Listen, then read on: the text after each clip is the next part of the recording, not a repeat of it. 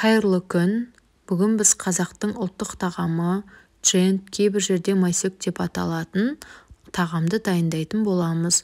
Ол үшін бізге 500 грамм тарының талқаны, қуырылған түрі, оған жарты пиала қантымызды салып, жақсылап араластырамыз. Және де бұған ыстықтай 300 грамм сливочный майымызды құямыз.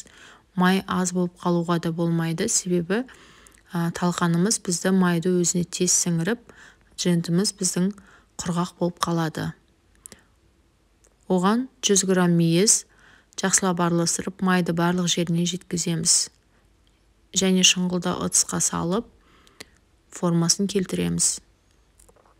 Холодильникке немесе салқын жерге бір түнге қалдырамыз.